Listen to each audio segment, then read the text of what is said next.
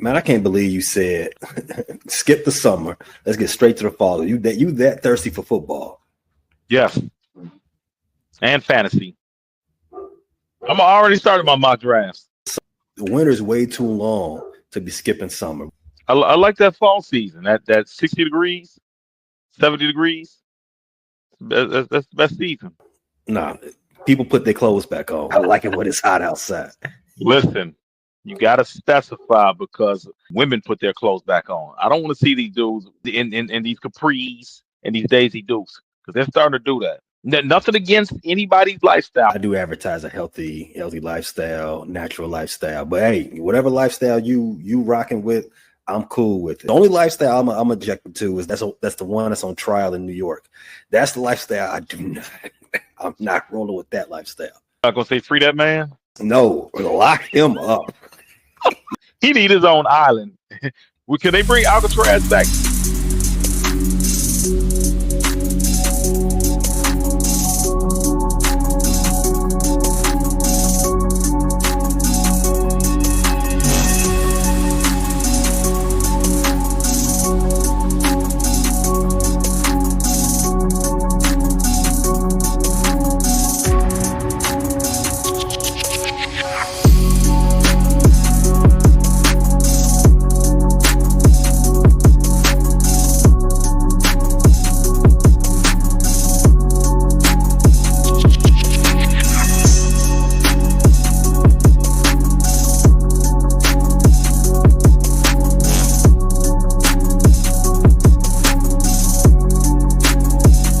Got 1 week before Kanye does something outrageous because he definitely got to top this day in the news.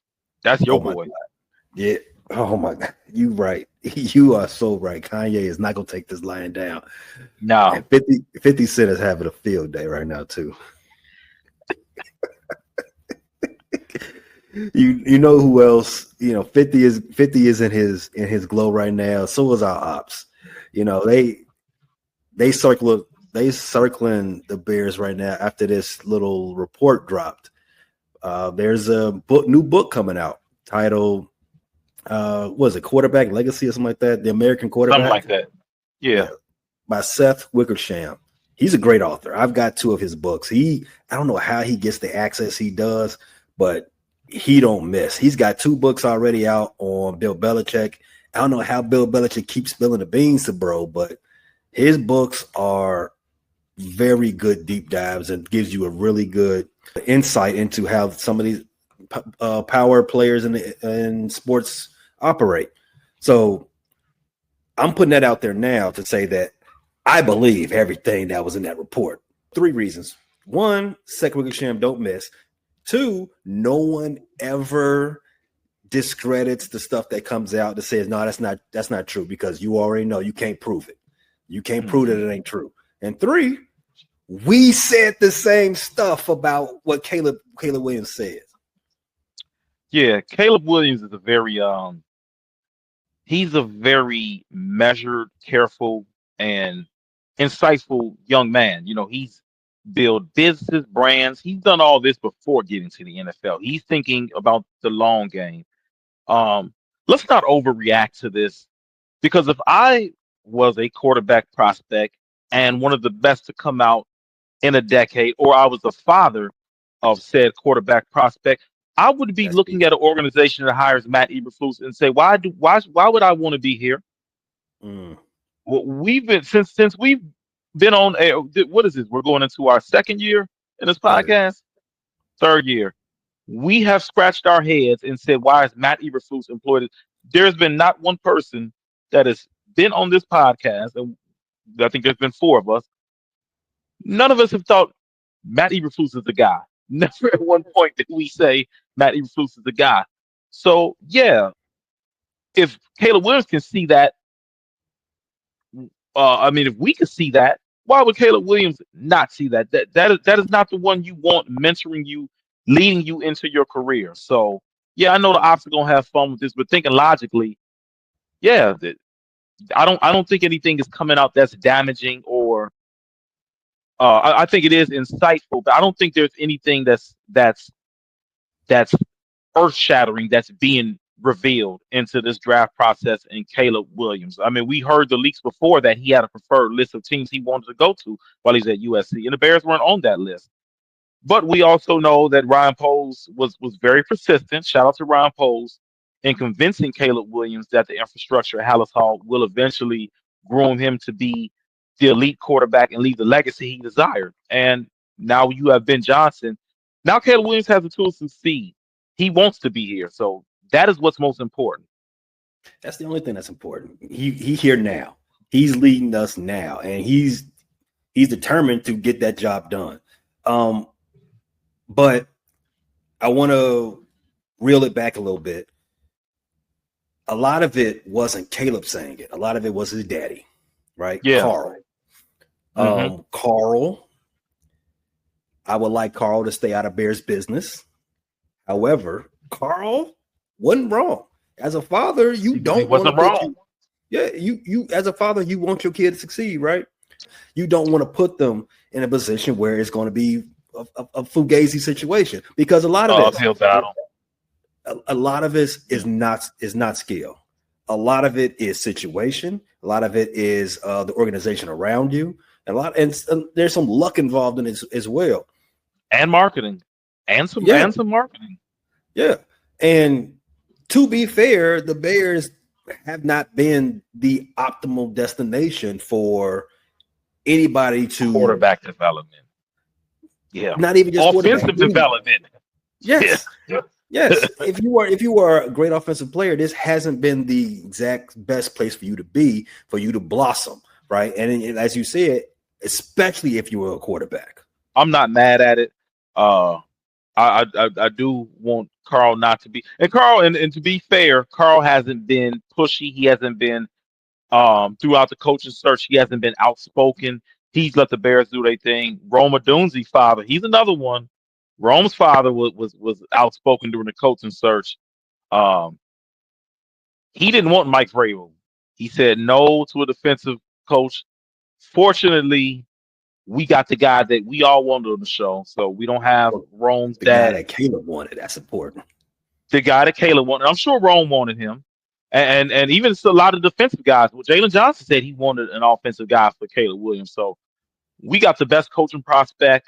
The rest of the division, I don't know if you on Spotify, you see this. This is my middle finger. You know what I'm saying?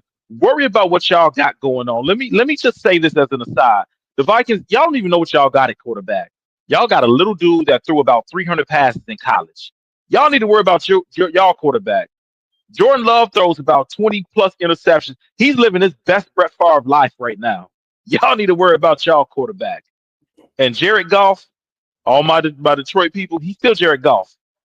Without Ben Johnson, that little slipper is going to come off before midnight. And you're going to see the Jared Goff that was in the Rams in 2019. I want all the smoke. I want all the smoke with all my division ops. That's right. That's right. We're going to get to that smoke in a little bit, but we started the show talking about felonious lifestyles. Jordan Love is living his best Brett Favre life. Jordan, I'm gonna need you to slow down on that. I'm gonna need you to slow down on that. Mr. Gunslinger, throwing them interceptions. Go and live your best Brett Favre life. Still a little welfare too. It's only going to end up with discredited and Alzheimer's. You better slow down, Jordan. And jail. Hopefully, fingers crossed. Well, unfortunately, Brett Favre is probably not the right complexion to suffer jail. But Jordan, you will. Let me tell you something, Jordan. You're going to jail. You get off that Favre narcotic if you're going down the wrong path there. Wait, that's a Packers legacy thing. Their quarterbacks do drugs, right? They get hooked to opiates and mushrooms and all sort of stuff, right? Yeah, yeah, that is a thing. And the quarterback before Brett Favre was nicknamed the Magic Man. Just think about that. The Magic Man. Ain't nobody sober calling himself the Magic Man. I want to come back to McCarthy. McCarthy, even though he wasn't a gunslinger in college, he didn't throw the ball a lot. He's probably the best quarterback in Michigan history. He's probably put up the best passing stats for a Michigan quarterback. So Caleb's dad, Carl, he said something that I think I hate hearing. This is the one thing. If there's one thing I take away from the report that came out, I hate hearing Chicago is the place where quarterbacks go to die. For one, it's played out. It's come up with something more creative. Which Chicago quarterback was living before he got to Chicago to die? You have to be alive and well. I mean, who was thriving? Jay Cutler had a Pro Bowl season, but Jay Cutler had issues that were masked by a really good head coaching situation.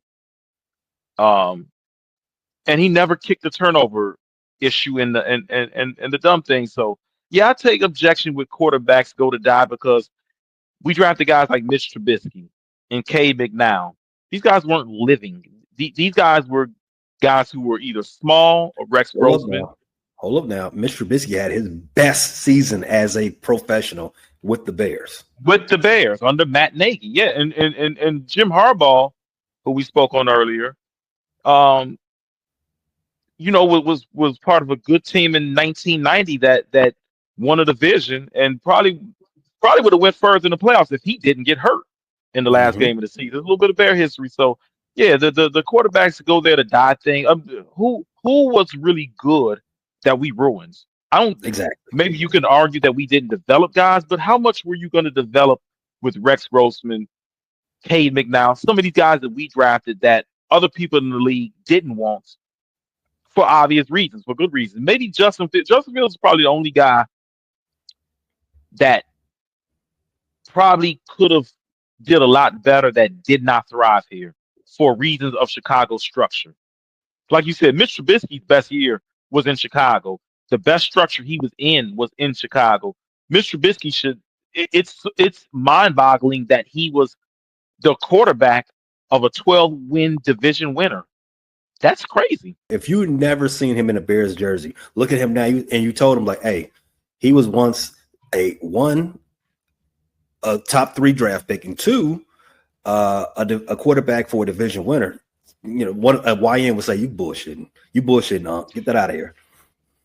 Yeah, I'm trying to think. Even right now, I think the best rosters in the NFL right now, I really like what the Ravens did in the draft. The Eagles, another good draft. I mean, I hate that those teams just keep capitalizing on the mistakes of bad teams in the draft.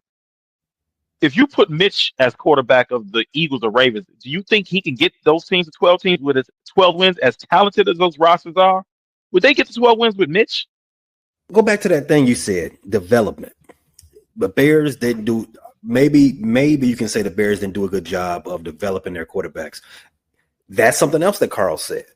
Oh, not Carl, but Caleb said this. Yeah, Caleb said that in his rookie year with Matt Eberflus and Shane Waldron, they would just stick them in a room and say, "Hey, watch this film." No one's there watching the film with them. No one's telling them. Insane. That was insane. But 2 things to that.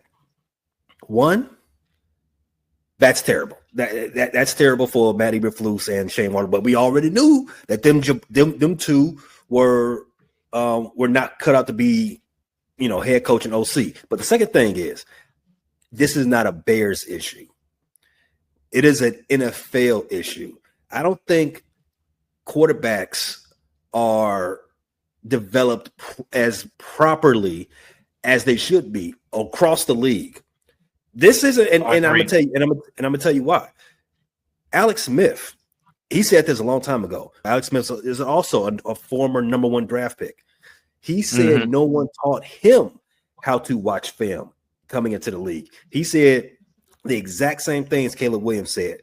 And that is why when he got to Kansas City and they drafted Pat Mahomes, he made it his duty. He made it his job to take Pat Mahomes underneath his wing. And that's sort of the reason why you see Pat Mahomes striving the way that he is, because he had better structure. The Bears did not have a structure. Who was the backup to Caleb last year? Tyson Bagent. Bagent can't teach Caleb shit. Bagent came in probably with, he had the same amount of experience that Caleb Williams had. He had the same amount. He had the same amount of experience that Caleb Williams had. In fact, Caleb probably knew more. I mean, they both knew the same about the offense. Because one, it was the first year of Mhm. install because that was Shane Waldron's first year. Yeah, Bajan couldn't help anybody. You see, this year they brought in Case Keenum, a veteran. I don't know if Case Keenum even makes a team. What did Case did he sign a 1 year deal or 2 year deal? It's a 1 year. I'm not even sure if Case Keenum makes a team, but to have a veteran in that quarterback room and training camp, I think that's a good idea. But you're exactly right. There was no one to learn. And with Alex Smith, you saw, which is unfortunate, you saw him develop into a very solid. He never became a great quarterback, but he became a franchise quarterback. I think we could say he was a franchise quarterback He during won a his lot of time with divisions. He won a lot of divisions in his career. at the end with San Francisco, with Kansas City. Yeah. So you wonder what Alex Smith would have become or what how his career would be looked at had he got the right infrastructure when he was drafted. You look at Sam Darnold. The Jets haven't Exactly. had any luck with none of their quarterbacks. Geno Smith has went on to have success in other places. Sam Darnold obviously has success. We haven't seen what Zach Wilson does. But the Jets took three prospects within that was about a 7 year span, and they all Mhm. flamed out within a year or two. And each time when they fired that staff, we heard about the issues developing the quarterback. So I agree with you. The NFL, a lot of organizations are just not good at quarterback development. So not just from a personnel standpoint, but from a teaching the game standpoint. I think that was probably the most irritating thing that I heard while listening to all the news about this book coming out.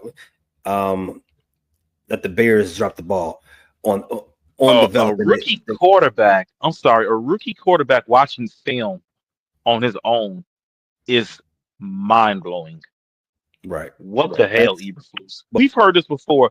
It was definitely coaching malpractice what was happening in Hallis Hall. And it pisses me off because we wasted a year. We wasted a year of everybody's prime, of everybody's career last year. No, we wasted 3 years because we wasted Justin's 2 years with Eberflus too. right. And you don't even know if last year was just 1 year off of Caleb's career because he got hit so many times. He could have took another year off his career. Just Yeah. because we're out there fumbling around, dropping the church's money on the floor. You can't do stuff like that. But we heard Ryan Poles early in this offseason. He said there were missteps in the development of Caleb Williams last year. And we all took that to mean that they they didn't put the infrastructure in place for him to Mm. succeed. And yes, we took that as like, yeah, you should have fired Eberflus well before you did. Yeah, you should have never hired Shane Waldron because those guys are not the guys that you want to have running the ship for a generational quarterback, a number one draft pick type quarterback. What we didn't know, it was a lot deeper than that. Unfortunately, and when this book drops, we might see a couple bombshells. Mhm. That story in the film room to me was spicier than anything I heard with Carl Williams. There was something else. They said DJ, I think it was Roma Duze. Roma Duze went to Eberflus, and he told him uh, that they need to have that 15. And remember, we talked about that last season. They need that 15 scripted, and Yeah, they yeah, told yeah. Eberflus this early in the season. And Eberflus said, "Yeah, that sounds like a good idea. Go talk to Shane about it." Like I'm talking to you You're the about it, head bro. coach. Yeah, You are the. That is amazing. Matt Eberflus wanted nothing to do with offensive football other than to not turn it over and to play it safe. And when we heard more from Caleb Williams, we thought that Luke Getzey and Justin Fields had the friction. Remember? mm-hmm. Apparently, Luke Getzey and Justin Fields weren't at odds like that because Luke Getzey, while he was with the Raiders, actually tried to push for Justin Fields coming to Oakland or Las Vegas. That story leaked. Apparently, when Justin Fields said he was playing too mechanical, it was Eberflus's direction because Caleb Williams kind of mimicked that about protecting the ball.